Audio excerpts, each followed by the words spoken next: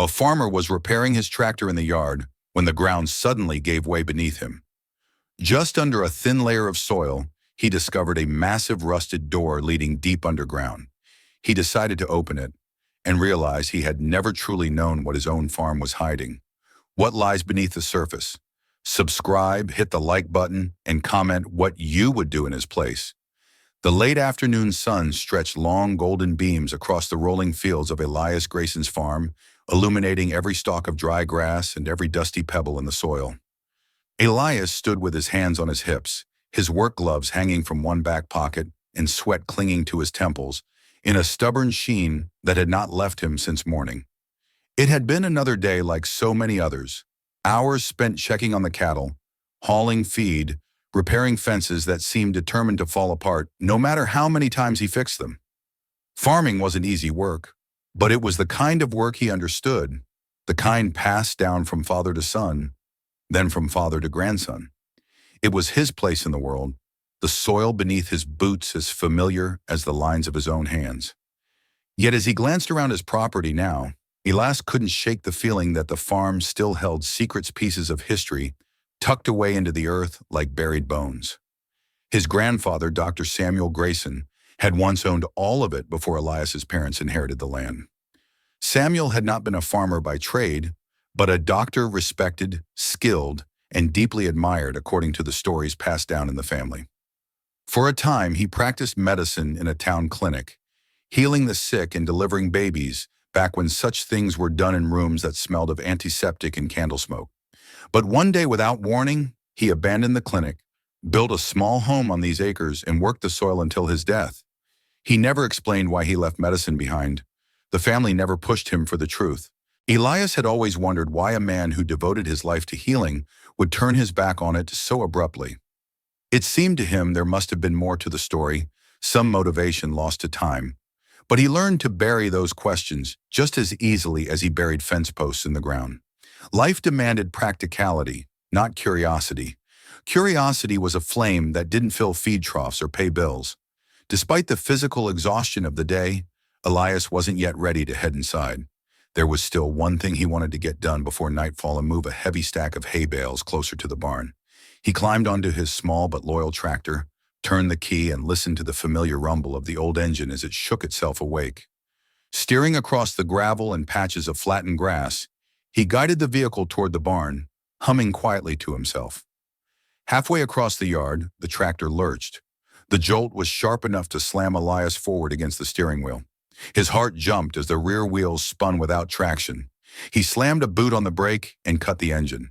Dust from the ground rose in a faint cloud that lingered stubbornly in the still air.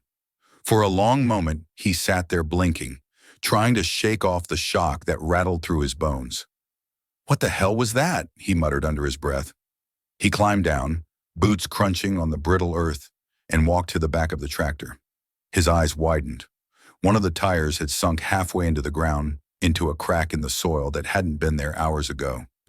It looked as though the earth had swallowed the wheel. He crouched down, brushing loose soil aside, revealing the sharp edge of what seemed like metal just beneath the surface. Not stone, not a root. Something foreign. Elias frowned. His first thought was that an old septic cover or drainage pipe had collapsed. But as he cleared away more dirt with his hands, he found flat, rusted metal stretching farther than a pipe ever would. The soil around it felt strangely loose, as if someone had filled in a hole not so long ago, even though the surface had shown no sign of disturbance. He leaned back on his heels and stared. A sour feeling settled in his gut. It wasn't fear, not yet, but a discomfort creeping quietly beneath his skin. He scraped at the earth harder, ignoring the dust sticking to his sweaty palms. The glint of rust grew larger until there was no doubt. This was a man-made structure. He rose slowly and looked across the yard. Everything else was perfectly ordinary. The barn standing tall with its worn red boards, stacks of hay still waiting to be moved, the breeze carrying the smell of cattle and sun-baked dirt. Nothing had changed, and yet everything had changed. He fetched a crowbar from the back of the tractor and returned to the strange metallic shape. Pressing the tip into the gap between metal and soil, he pried carefully. The ground resisted at first, clinging to its secret, But after a few minutes of work, he heard a sharp metallic creak that echoed faintly beneath his boots. The earth shifted, and a sheet of rusted steel broke free from the soil, lifting slightly under his force. That was when he saw it clearly. A hinge and a handle. "Damn," he whispered, his breath catching. Every farmer found buried junk on their land at some point. Old plows, horseshoes, tools lost by previous owners. But this was different. This was a door. A hidden door buried directly under the farmyard. He stood up and stepped away, brushing dirt from his hands nervously as he paced in a slow circle around the discovery. His mind raced. Why would there be a door under the property? And who put it there? His grandfather had owned this land since the 1940s. Had he built this himself? And if so, why had he kept it hidden? The silence of the yard suddenly felt heavier, as if the world was waiting for his next move. The cattle grazing at the far fence seemed distant now, irrelevant. The wind had died down, leaving the air thick and unmoving. Elias, kneeling again, grabbed the handle and tugged. The door resisted. The rust held fast like a stubborn wound trying to remain closed. He pulled harder, bracing one foot against the ground for leverage, and felt the metal shift a fraction of an inch. A hollow thump echoed from beneath, reverberating like a heartbeat from underground. He paused, his lungs frozen mid-breath. The sound was not comforting. It was the kind of sound that made you feel something was alive beneath your feet. He swallowed hard and shook off the unease. This was ridiculous. It was probably an old storm shelter common enough in the area decades ago. People built them during wartime fears and tornado seasons alike. Nothing sinister about it. That was what he told himself anyway. The truth was, his heart hammered with an instinctual alarm that whispered, "Stop." But he didn't stop. Instead, he dug more soil away from the edges, widening the area around the hatch until he could see most of its surface. The hinges were badly rusted, frozen to the frame, as though time itself wanted the door to stay shut. He made several attempts to force it open, but it held firm. Exhaustion and frustration battled inside him. The sun was slipping lower, painting the sky in bands of orange and red. Shadows lengthened across the ground, stretching like dark fingers toward the hatch. Elias exhaled slowly and wiped the sweat from his forehead with the back of his sleeve. He wasn't going to solve this tonight. He backed away slowly, but his eyes remained fixed on the door, as if he feared it would open on its own once he turned his back. The tractor still sat at an awkward angle, its wheel buried deep in the earth's unexpected mouth. He didn't bother trying to free it. His mind had shifted entirely. He needed time to think, sleep maybe, and daylight. Still, as he headed toward the house, a cold feeling crawled up his spine. The door had been sealed, concealed. Someone didn't want it found. For the first time in his life, he looked at his family land with uncertainty. What secrets had been pressed into this soil? What had his grandfather done here? Inside his home, the lights flickered to life with a warm hum, but Elias barely saw them. He washed the dirt from his hands mechanically, then stood by the kitchen window with a glass of water he did not drink. The yard outside looked ordinary again, just a peaceful stretch of land winding out into the darkening horizon. But he knew better now. Something lay beneath that calm exterior. Something metal. Something hidden. As night settled over the farm, Elias tried to convince himself that this was nothing more than an interesting discovery. Something to investigate and repair, so the yard wouldn't collapse again. But deep inside, a tremor of doubt continued to grow, feeding on unanswered questions. He turned from the window but felt a lingering chill of being watched, not from the shadows outside, but from below, as though the ground itself had eyes. He did not know yet that this crack in the earth would unravel everything he believed about his family. He did not know that this discovery was only the beginning. He did not know that the past he thought buried had been waiting for him, patiently, silently, this entire time. But he would soon. The truth beneath his feet had already begun to rise. Morning came heavy and gray, as if the sky itself had not slept well. Elias woke early, before the alarm had the chance to ring, his mind already tangled with the memory of the rusted hatch waiting in the dirt outside. For a moment he lay still, staring at the faint patterns of cracked paint on the ceiling, hoping that the uneasy feeling in his stomach would fade with the first signs of daylight. But the heaviness lingered, pushing him to rise. His boots felt heavier than usual as he walked out into the yard. The air was cool, the ground still damp from last night's dew, though parts of the soil near the tractor remained disturbed, the broken earth looking darker than the rest. The tractor tilted awkwardly, as if it too had spent the night awake, listening for the groan of metal beneath the ground. Elias crouched beside the exposed hatch again and traced the ridges of rust with his fingers, feeling the cold of the metal seep into his skin. The thought of what could lie beneath gnawed at him. Storm shelters weren't built like this, not buried under thick layers of earth without any sign of an entrance above, and the fact that it had been sealed so tightly suggested secrecy, not safety. His grandfather's face flickered in his memory, stern eyes softened by a gentle smile, careful hands always smelling of antiseptic, even long after he'd left medicine behind. Elias could not reconcile that man with the image forming in his mind now. Someone who hid metal doors underground like a criminal bearing evidence. But he needed to understand. He needed to know. He returned to the barn and rummaged through shelves until he found a heavy-duty pry bar. This time he did not hesitate. He jammed the bar beneath the edge of the hatch and pressed with all his strength. The hinges groaned again, louder than the night before, and the sound echoed through the quiet morning air like a warning. Sweat dampened his brow as he pressed harder, feeling the metal shift little by little, until finally, with a shuddering crack, the hatch lifted. A gust of cold air burst upward, carrying with it a smell he could not immediately place. Musty soil, damp stone, and something else. Something like old chemicals sealed away too long. His heart thudded hard inside his chest as he stared down into the darkness revealed below. A ladder, its rungs coated in rust, descended into a narrow shaft. Faint light spilled only a few feet down before being swallowed completely by black. Elias reached for his flashlight. The beam cut through the gloom but revealed only more ladder, brick walls, and the hint of a floor far beneath.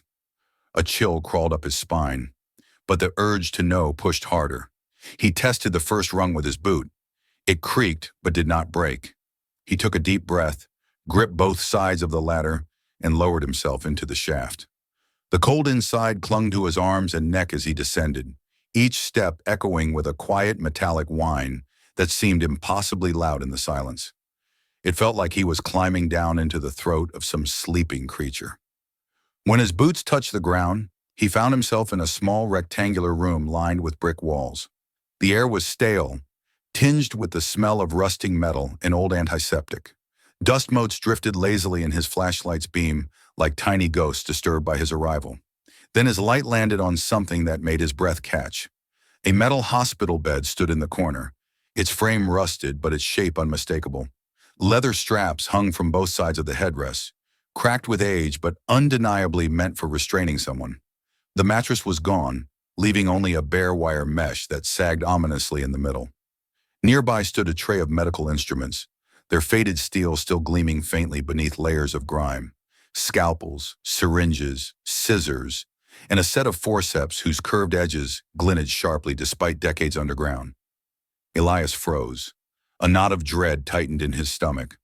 This wasn't a storm shelter. It wasn't a bunker for war survivors. Whatever this place had been meant for, it wasn't comforting. He moved slowly, careful not to disturb the dust too much.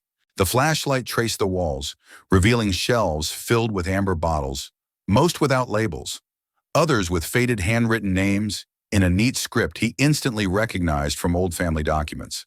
His grandfather's writing. The letters were uneven, as though hurried, but the looping G of Grayson was unmistakable. A folder lay atop a metal cabinet, its paper yellowed, corners curling. Elias opened it. Rows of patient records stared back at him. But the names were unfamiliar, each stamped with 3 simple letters. CP, beside every entry. He flipped further, deeper into the pile until his eyes landed on a word written heavily underlined in red ink. Death. His throat tightened. He placed the folder down carefully, his hands trembling. There was more. A metal locker stood against the far wall, its surface pitted and battered. A thick padlock hung from the latch. Elias tugged once, but it held firm. For now it would remain sealed. He swept his light over the room again. Footprints stirred faintly in the dust, his own, but he imagined others once pacing this space, anxious, desperate. He imagined his grandfather down here, shadows dancing across his face as he worked in the dim light, hands steady as he stitched wounds or administered injections. But the straps on the bed and the tiny word death in the folder filled Elias with doubt. Maybe his grandfather had not been a hero after all. Maybe he'd come down here not to heal, but to experiment, to push boundaries that no certified hospital would allow. The room suddenly felt too tight, the shadows too heavy. Elias's breathing quickened as he stepped backward, needing air, needing light. The flashlight beam shook in his grip. Brick walls seemed to press inward. He climbed the ladder faster than he had come down, emerging into daylight like a drowning man gasping for air. He stumbled backward and braced his hands on his knees, heart hammering as though it wanted to flee his chest entirely. His grandfather, a man he admired, a man the town had respected, a man whose legacy he thought was proud and clean. What if it had all been a lie? Standing over the open hatch, Elias wiped his brow with a trembling hand. Dust smeared across his forehead like the mark of some secret initiation he had never asked for. His gaze returned reluctantly to the dark opening. It looked different now, no longer a simple curiosity but a wound carved into the earth, one that bled history. The wind picked up suddenly, swirling dried leaves across the ground. They skittered toward the hatch and dropped into the shaft like offerings thrown into a grave. Elias stepped back, uneasy. He closed the hatch slowly, listening to the metallic scrape as the door sealed the darkness below once again. But the weight of the truth remained. His grandfather had built a hidden underground medical room. People had been treated here. People had died here. And none of it made sense. Not yet.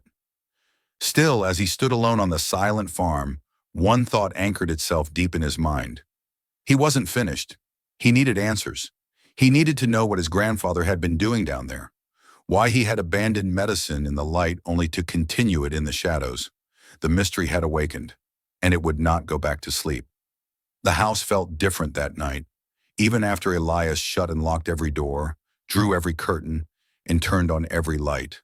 An uneasy chill clung to the walls, as though the darkness from below had crept up into his home. He tried to distract himself with the television, some old sitcom rerun he could barely focus on. But the laughter track felt hollow, out of place against the memory of the surgical straps and rusted scalpels waiting under his yard. He kept replaying the scene in his mind. His grandfather's handwriting on those unlabeled bottles, the padlocked cabinet, the stretcher designed not for comfort but for restraint.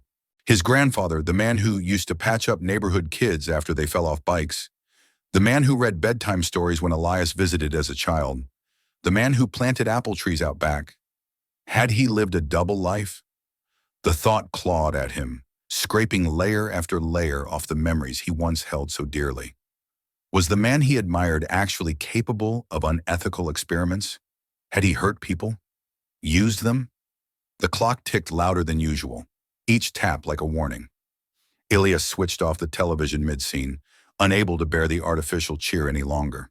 He stood in the silence, listening to the house breathe around him. A floorboard creaked in the hallway, and instinctively he turned toward the sound.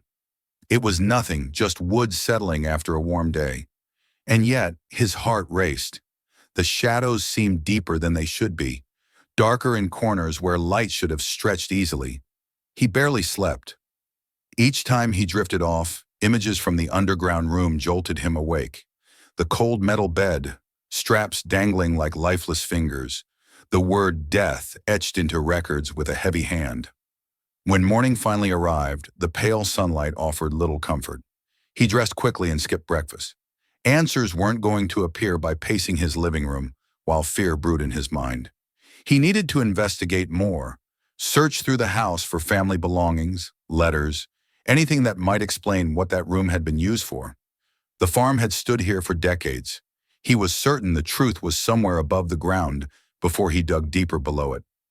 He started in the upstairs storage room, a cluttered space filled with old suitcases, dusty picture frames, and boxes sealed with yellow tape.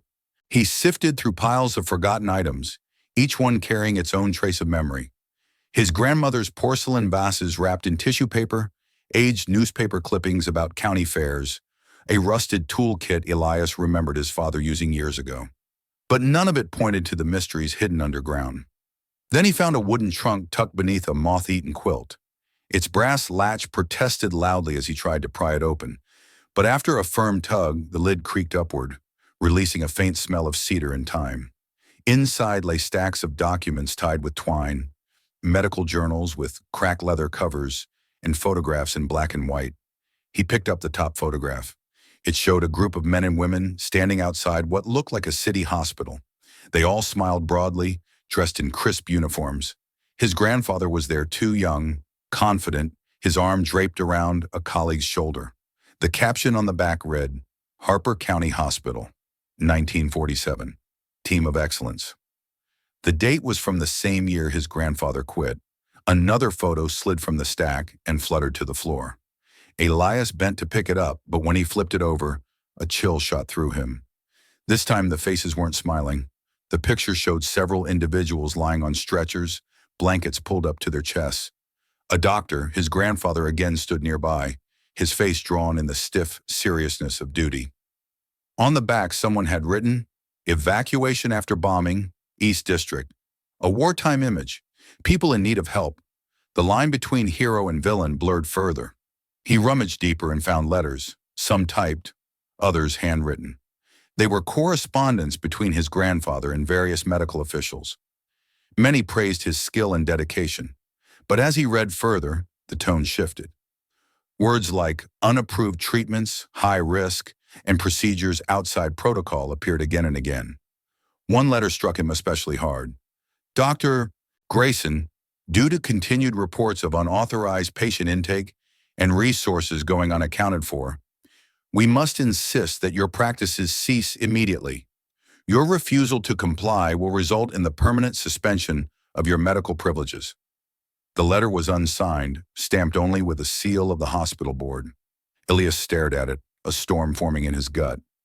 Not unauthorized experiments, unauthorized patients, the ones no one wanted to treat officially. He set the letter aside and noticed a metal tin at the bottom of the trunk. He opened it carefully. Inside, protected in a thick envelope, were another set of photographs. These were different. No hospital setting. These were portraits of patients, everyone unmistakably black men, women, and children. Their eyes told stories. Fear, exhaustion, hope, gratitude. Some faces were bruised, others pale and thin, as if hunger and sickness had taken their toll long before a doctor had tried to heal them. Behind each photo was a small note written by his grandfather. Refused treatment at county clinic. No payment required. Mild fever, now stable. Sweet child, very brave. Bullet removed, family terrified. No one else would take them. The words struck Elias harder than any image. These weren't test subjects, they were survivors. His grandfather wasn't experimenting on them.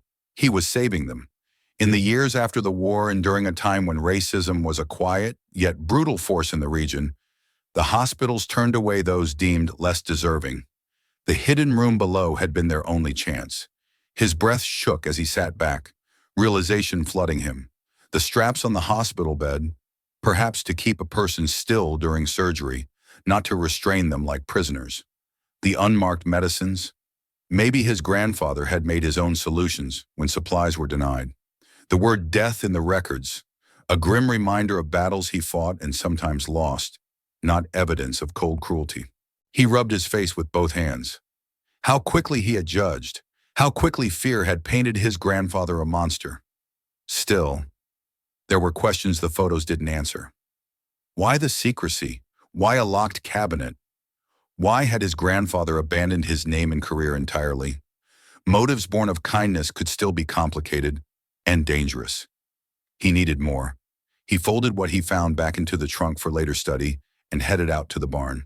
There, in a wooden cabinet high on a shelf, he remembered seeing more of his grandfather's belongings years ago. Perhaps something lay there that would fill the gaps. The barn seemed quieter than usual as he stepped inside. The cattle in the adjacent pasture made distant noises, but even they felt muted, distant. Dust filtered through beams of sunlight slicing through small cracks in the boards. The cabinet loomed above him like a sentry guarding long-buried truths. Elias pulled over a crate, climbed atop it, and retrieved another box coated in grime. Inside, he found a faded canvas bag containing medical tools of better quality than those in the bunker below: surgical clamps, syringes, and glass bottles still sealed tight. Alongside them lay another envelope addressed to Samuel Grayson. Elias opened it cautiously. It contained a formal document: termination of medical license due to non-compliance with directives related to patient selection criteria. He didn't need to read the rest. The cruel reality was clear. His grandfather had lost everything because he treated the wrong kind of patient. People who looked like Elias, who shared the same skin tone and heritage. He had risked his reputation and livelihood to help them, and in return, they stripped him of his career. Elias's eyes stung unexpectedly, a deep ache rising in his throat. He had been proud of his grandfather his whole life, but he had never truly understood why. Now that pride felt larger, heavier, sharpened by the weight of sacrifice. The truth changed him. Yet the sealed cabinet in the underground room still haunted his mind, the final unanswered question. If what he found here above ground proved his grandfather's compassion, then what waited behind that lock? Good intentions didn't always guarantee safe results. Even the kindest doctor could make terrible mistakes in desperation. A sudden metallic thump echoed softly beneath the barn floor, so faint it could have been imagined. But Elias froze. His heart stalled mid-beat. Was it just dust settling, or something still alive in those shadows below?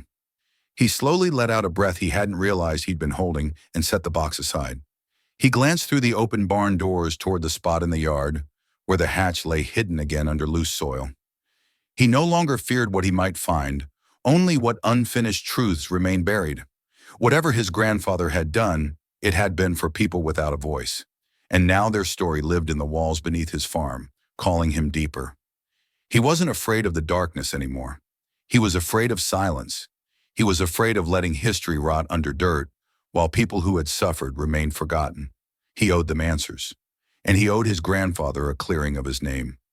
Elias wiped the dust from his hands and stepped back into the daylight. The air felt different now, colder, sharper, yet filled with purpose. He looked once more toward the closed hatch. Tomorrow he would return underground, not with doubt, but with determination. The past would speak, and he was ready to listen. Night settled uneasily over the farm, but this time Elias did not hide inside the safety of his home. He stood outside for a long while after sunset, staring toward the spot where the hatch lay sealed beneath loose soil, illuminated faintly by the porch light behind him. The questions now weighed heavier than the fear had ever done. He had seen enough to understand his grandfather wasn't the villain his imagination had built in the dark. The truth had flipped itself inside out. The hidden room wasn't a chamber of cruelty. It had been a refuge, a place of protection when the world above had turned its back. And yet Elias could not shake the image of that locked cabinet, so out of place among instruments of healing. What had needed to be sealed so tightly? What was too sensitive even for those his grandfather had trusted with their lives? The wind picked up, rustling the dry grass and stirring the distant cattle into restless movement. Somewhere in the barn a loose panel creaked, its complaint loud in the stillness of night. Elias steeled himself. Answers were buried below, and he would not sleep peacefully again until he uncovered every one of them. Before dawn he was already awake, lacing his boots with shaky hands, but a resolute heart. He grabbed his flashlight, gloves, and a small toolbox inside, a bolt cutter heavy enough to handle the padlock on the cabinet. He tucked a rolled-up cloth under his arm, too, unsure of what he might need to carry or cover. The walk across the yard was short, but in the pale morning haze the space felt vast, the distance a final test of his determination. The hatch resisted his grip for a moment before lifting with a moan, as though the door itself remembered everything it guarded and did not approve of his return. Cold air breathed upward once more, carrying that sterile, time-trapped scent. Elias hesitated only long enough to gather breath.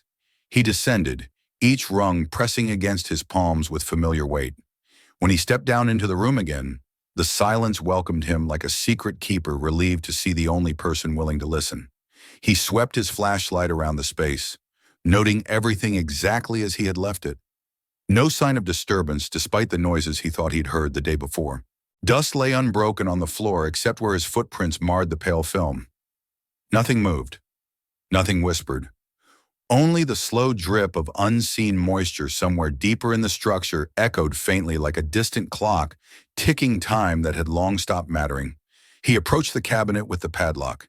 His heart thudded louder with each step. He imagined his grandfather's hands locking it, his face lined with fatigue, maybe regret. Was he sealing away his own mistakes, or protecting his patients even in death? Elias set the flashlight on a nearby crate so the beam illuminated the latch. He fit the bolt cutter's jaws around the hardened metal. His arms trembled, not from exertion, but anticipation. The snip was louder than expected. The lock hit the ground with a metallic clatter that bounced like a gunshot off the brick walls. Elias froze, breath locked tight in his throat. When no sound followed, he exhaled slowly, then pulled the cabinet doors open. Inside were folders, dozens of them, each labeled with names and dates. But these were different from the patient records scattered elsewhere. These were more detailed, sealed in thick envelopes to protect them from time and moisture. He pulled the nearest one forward, its paper stiff. The name written on the tab read L. Jordan.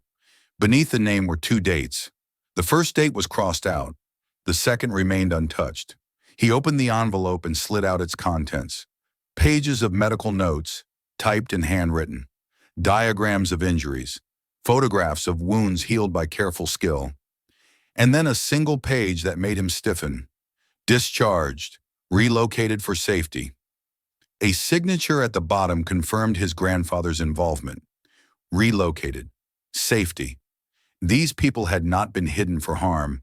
They had been hidden to protect them from a world that valued some lives over others. Elias placed the documents back in the envelope reverently and reached for the next one. And the next. Each folder told a story similar in theme, but unique in detail. A woman denied hospital treatment after fleeing a violent attack. A coal worker left untreated after collapse in a segregated mine. A pregnant mother refused aid because of the color of her skin. All of them rescued quietly by a doctor who had been told to look away. His vision blurred unexpectedly. Pride swelled in his chest so forcefully that he had to lean against the cabinet to steady himself. His grandfather had risked his livelihood, his reputation, his future for these people. He had placed compassion above legal safety, humanity above prejudice. Elias's entire perception of the man shifted again, reshaped by newfound clarity. Then beneath the stack of folders, he spotted something that broke the rhythm of his discoveries, a leather-bound journal, edges worn, pages thick. His grandfather's name was engraved on the cover, but faintly, as though time itself tried to erase it. Elias opened it gently, the spine crackling like old bone. The first entry was dated 1949, just after the last letter stripping away his medical license had been written. My oath remains. If I cannot heal in the light, I will heal in the dark. The next entries described his grandfather's secret work, patching wounds, treating infection, delivering babies in the middle of the night, all in fear that authorities might arrive. He documented not only the medical procedures, but also the stories of each person who came to him, detailing their struggles, their resilience. And as Elias read on, the words grew heavier, more desperate, describing raids in nearby towns, mobs searching for those who had fled. His grandfather sometimes worked with trembling hands, knowing a knock on the hidden door could spell doom for them all. But as the pages turned, one theme began to repeat. Illness. A particular patient had been brought in, one whose sickness spread quickly, mysteriously. Fear echoed through the lines. Elias felt his chest tighten as he read how his grandfather tried to isolate the patient, to save him without endangering others. The entries darkened with self-doubt, guilt, and urgency. Then he reached the last filled page. I have done all I can. I pray it was not too little, too late. Should this place be found one day, may whoever stands here understand. We did not hide monsters. We hid the persecuted. We gave sanctuary when the world offered none. The final pages of the journal were blank. The silence between the lines was louder than any words his grandfather could have written. Elias gently closed the cover and held the journal against his chest. Questions formed rapidly. What had happened to the sick patient? Had the illness spread? Did fear and secrecy doom the people his grandfather tried to save? There was an undertone of tragedy beneath the noble intentions, a shadow he had not yet fully illuminated. He placed the journal aside and noticed another small compartment at the very bottom of the cabinet. It was locked separately with a smaller latch. Elias felt another surge of dread and curiosity, mixing into something sharp inside him. He opened his toolbox again, and with a smaller cutter snapped the lock. Inside lay a set of objects wrapped in thick cloth. Elias unwrapped the top one carefully. It was a photograph. A man with deep sorrow, burning behind his tired eyes, knelt beside a stretcher. Elias recognized the face. It was his grandfather. On the stretcher lay a young girl, no more than 10. Tubes snaked around her small body. Her eyes were shut, her face gaunt. The back of the photo bore one word: Emily. His hands trembled harder than before. Emily. He had heard that name whispered in stories about the family, his aunt, who had died as a child, taken by a fever no hospital could treat in time. But here, Emily wasn't in a hospital bed. She had been here, beneath the ground, under his feet. His grandfather had tried to save her too, even his own blood. Even when rules and fears sealed every door above, the discovery cut deep. It explained everything and yet broke everything open again. Elias felt tears he didn't try to stop. The cold underground air wrapped around him like grief. His grandfather didn't build the bunker to hide sins. He built it because he couldn't let injustice dictate who deserved to live. He built it because he refused to let the world choose who mattered. And yet, even love wasn't enough to save everyone. Elias wiped his face carefully, breathing unevenly through the ache in his chest. The darkness around him seemed different now, not sinister, but solemn, holy even. This wasn't a tomb of horrors. It was a monument to bravery and heartbreak. He closed the cabinet slowly, out of respect. Then he gathered the journal and documents and held them carefully as he prepared to climb back up the ladder. But before he ascended fully, he took one last look at the room. The bed, the instruments, the empty silence. They were no longer symbols of fear. They were proof of a legacy built in courage. As he stepped into the open air once more, the sky had fully brightened. Birds called across the fields. The farm seemed, for the first time since this began, alive with truth instead of shadows. Elias inhaled deeply and looked back toward the house. He wasn't finished. There were still loose ends, still stories to uncover, and more importantly, stories to share. The world had forgotten the people who came here, but he would not. His grandfather's voice lived now in his hands, in the journal pressed against his side, in the quiet determination building inside him like a slow-rising storm. Elias vowed silently. He would bring their story into the light, whatever it took. The day unfolded in slow waves of sunlight passing over the farm. But Elias felt detached from the normal rhythm of life outside. The cattle grazed, birds chirped, and the wind rustled through the pasture grass just as it always had. Yet his mind was nowhere near the surface of the world. Every step he took seemed to echo the beating of his heart, deep and uneasy. He could not shake the image of his grandfather kneeling beside Emily. The desperate hope in his eyes captured forever in that black and white photograph. He spent the morning organizing everything he had brought up from the underground refuge, spreading records and photos across the dining table. The journal lay open in the center, its pages like open wounds of memory. Elias traced the handwritten notes with his fingertips, feeling the weight of each curve of ink. Grayson Harper had been a man of profound heart and impossible choices. Elias now understood the purpose behind the secrecy, but the cost of it still gnawed at him like a hungry shadow. His phone rang suddenly, startling him from his thoughts. The screen showed a familiar name, Mark Henderson, a longtime friend from high school who lived in town. Elias hesitated, unsure if he was ready to talk to anyone yet, but he finally picked up. "You alive out there?" Mark joked, his voice casual, unaware of how deeply Elias's world had shifted. "Haven't seen you around. Figured you were trapped under some tractor again." Elias tried for a laugh, but it came out thin. "Been busy." "Busy doing what?" "Your place looked deserted last night when I drove by. Everything okay?" Elias glanced toward the window, imagining how the hatch might have appeared from a distance, just a dark rectangle in the earth barely visible beneath shadows. "I found something," he said quietly. "Something underground." There was a pause on the other end, curiosity pricking at Mark's voice when he spoke again.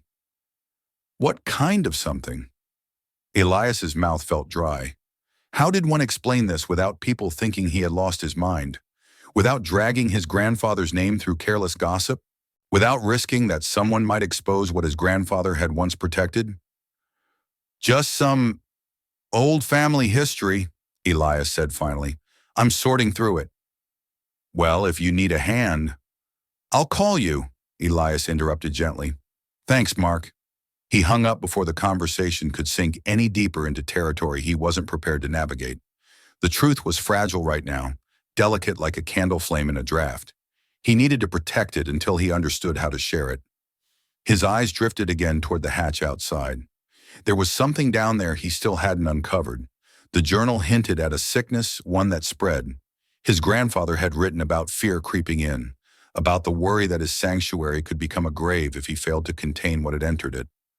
What if that illness still lingered somewhere below? Could something survive decades in the dark? It was irrational, impossible even. But fear did not listen to logic.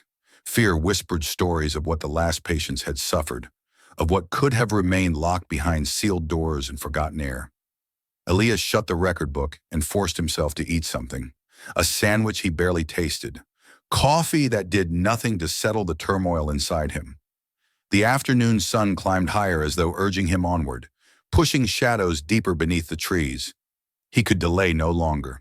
He gathered supplies again, a thicker mask to filter the stale air, a lantern to supplement his flashlight, and a sealed container just in case he found anything requiring careful storage. When he opened the hatch for the third time, the wind tugged gently at his shirt as though reluctant to let him go. The latter felt colder today, each rung a reminder of how far he was descending into a history filled with both mercy and sorrow. The air below seemed heavier too, thicker with anticipation. He reached the floor with a slow turn of his light, scanning for movement. Dust sat undisturbed on the ground. The medical bed stood silent and skeletal. Nothing had changed, and yet everything felt different. Awareness shifted. The room was no longer merely a location, it was a witness. Elias crossed to the cabinet and knelt beside the lower compartment he had unlocked earlier. He pulled out the remaining bundles wrapped in cloth. The first contained medical tools, some advanced for their time. The second held vials labeled with strange abbreviations, notes and margins describing symptoms: fever, lesions, rapid decline. The handwriting grew increasingly shaky, small tremors of panic visible in every word. He unwrapped the final bundle and found a sealed metal tin. A sense of dread pulsed inside him as he placed it carefully on a cleared space atop the cabinet. He opened it slowly. Inside lay a single glass specimen jar, empty save for dried residue that clung stubbornly to the interior like dark rust. A label, curling from age, read, "Specimen B5, unknown pathogen, handled with extreme caution." A chill pierced straight down Elias's spine. He set the jar down as though afraid it might shatter with any rough movement. The weight of what his grandfather had faced alone became overwhelming. He had fought not only discrimination and violence, but disease as well illness that hospitals refused to treat simply because of who suffered from it. He had done all this without support, without recognition, and with fear constantly breathing down his neck. Elias imagined the panic of those final days underground. Patients isolated. His grandfather watching over them tirelessly. The hope that each sunrise would bring recovery, not death. The silence of failure when it didn't. He closed his eyes, feeling the room tighten around him, as if regret still lived in these walls. Even the air seemed to exhale sorrow. A faint, soft sound broke the quiet, a shift of debris somewhere behind him. He spun, flashlight beam slashing across the room. Nothing but dust stirred lazily in the wake of his movement. Yet adrenaline surged hot in his veins. He forced himself to breathe slowly, telling his heart there was no one else here. But the sound had been real. He stepped toward the far corner, light searching the cracks between bricks, expecting nothing but terrified of everything. His shoulder brushed against a sheet hanging over a metal rack. The fabric rippled, and something fluttered to the ground. He stooped to retrieve it, another photograph.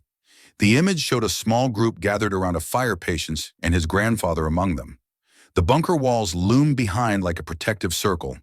On the back, a single sentence had been written: "Last night together." The ink was smudged slightly, maybe from tears. Elias stared at the photo until it blurred. These were the people whose footsteps once covered this floor. These were his grandfather's silent victories and his deepest heartbreaks. He tucked the photograph safely inside his jacket and stepped back, aware now that every corner of this place was alive with memory. He felt their pain, their fear, their stubborn will to survive. And he felt his grandfather's love wrapping like a shield around them, even as the world condemned him for it. Elias could not keep this story buried. It belonged to the world, to history, to justice. Even if the truth was heavy, even if others wouldn't want to hear it. But first, he needed proof stronger than journals and faded pictures. He needed official records, newspaper archives, testimonies. He needed to turn whispers into voice, secrets into honor. He climbed the ladder once more, slower this time, as though ascending from a cathedral of the forgotten. When he stepped into sunlight again, he paused, eyes closed, letting the warmth wash over the cold that had seeped into his bones. The farm seemed to breathe with him. The breeze rustling the fields sounded different, lighter, almost approving. Elias understood why. He had listened, and now he would speak. He locked the hatch behind him, knowing he would return again soon with purpose instead of fear. The burden he carried was no longer a weight pushing him down. It was a torch lifting him forward. The shadows of suffering had slept beneath his land for generations. He would give them daylight, no matter who tried to stop him. Days passed in a blur, though each one carried a new sense of purpose. Elias's world, once limited to harvest schedules and equipment repairs, now stretched backward into history and outward toward justice. The dining table that once held quiet breakfast was now covered corner to corner in documents, photos, maps, and notes. The journal lay open at all times, a constant reminder of a man whose courage had been buried under earth and silence. Yet despite everything Elias had uncovered, a dull fear gnawed at him. Fear that if he took these stories into the world, others might twist them. Some truths, especially those tangled in injustice, did not always find welcoming ears. But every time his resolve faltered, he saw Emily's photograph in his mind. He imagined the families who had once whispered prayers of gratitude in that hidden room. Their voices, though long stilled, felt louder than any doubt. He needed help from someone who would listen, not with skepticism or suspicion, but with respect for the weight of a forgotten past. There was only one person he trusted for that: Dr. Celeste Bennett, a historian he'd met years ago during a community restoration project. She was known for chasing truths others preferred to ignore. If anyone could guide him through the fragile process of bringing this history into the light, it was her. He dialed her number with hands that only slightly trembled. When she finally answered, there was warmth in her voice that eased him immediately. "Elias Harper? It's been a while. How are things on the farm?" "I found something," he said, echoing the same uncertain words he'd told Mark. But this time the meaning was heavier, more urgent. "Something important." "What kind of something?" she asked gently. "It's about my grandfather, about the people he helped, and the people the county refused to help." He took a breath, forcing steadiness into his tone. "It's a story that didn't make it into the books." There was silence on the line, but Elias sensed not hesitation, only concentration. "I'll come by this afternoon," she said. "And Elias, you did the right thing calling me." When she arrived, Elias led her not first into the house, but straight toward the hatch in the earth, now uncovered again. Her eyes widened at the sight, but she said nothing until they descended the ladder and stepped into the cold chamber, where hope and sorrow lingered in equal measure. She examined the room slowly, as if afraid to break something sacred. Her hand slid lightly over the rusted frame of the bed, then paused over the leather restraints. She nodded once, a recognition of their function without judgment. The shelves of bottles, the medical instruments, and the cabinet now emptied of most of its secrets. All of it she studied with a careful reverence. When Elias handed her the journal, she accepted it as though it were a fragile artifact from a museum exhibit. As she turned the pages, the flashlight beam trembled slightly with her breath. When she reached the entry about Emily, Her eyes glistened, though she said nothing. Some truths needed no words. They returned above ground, the afternoon sunlight painting their faces gold. Celeste stood quietly for a moment, gathering her thoughts as the wind stirred the fields around them. When she finally spoke, her voice held a steady conviction. "Your grandfather wasn't just a doctor," she said. "He was an activist, a protector, someone who stood against the tide when it would have been easier and safer to look away. This place is proof of that. Its history begging to be honored." The knot that had lived in Elias's chest for days finally loosened. He hadn't realized how desperately he needed someone else to see what he saw, to believe it, to respect it. "Will people want to hear it?" he asked quietly. "They need to hear it," she answered. "The story of these families, the truth of what he fought for. We'll start with proper documentation. Photographs, preservation of artifacts, recorded history. Then we'll push for recognition at a local level first, then beyond." Elias looked down at his hands calloused from years of farm work, hands that now held a legacy he never expected to inherit. "And what if people try to bury it again?" Celeste smiled gently. "They can't bury what you've already brought into the light." They spent the rest of the day planning the first steps, cataloging everything, protecting delicate documents from further decay, arranging meetings with local officials who might support historical recognition, and preparing exhibits that would ensure every patient's name, every act of kindness, every sacrifice was preserved. As dusk fell, Celeste packed her notes and stepped toward her car, promising to return soon with the supplies and expertise needed. Elias stood watching the taillights disappear down the gravel road, and he felt something he had not felt since the first moment he lifted that rusted hatch. Peace, not a full peace. There was still work to do, still truth to share, still wounds that history had inflicted and never treated, but peace nonetheless, born from clarity and determination. When he entered the house again, he paused at the threshold, turning to look at the fields stretching toward the horizon. The farm no longer felt like a simple inheritance. It was a memorial, a testament, a reminder that in the darkest corners of the world, humanity could still bloom. He whispered a quiet promise into the fading light. "I'll finish what you started, Grandpa." Later that evening, he placed Emily's photograph on the mantel. She looked small and tired in the picture, but Elias imagined her as she should have been, laughing, running through the orchards her father had planted, never knowing fear or pain. He touched the edge of the frame gently, then returned to the table of documents, picking up the journal again. He read the final entry once more. "May whoever stands here understand." "I do," Elias murmured. Somewhere outside, the wind sighed across the land, warm and light, as though a burden had finally been lifted. The farm, the bunker beneath, the legacy of his grandfather. None of it was hidden anymore. History had awakened, and thanks to Elias, it would never be silenced again.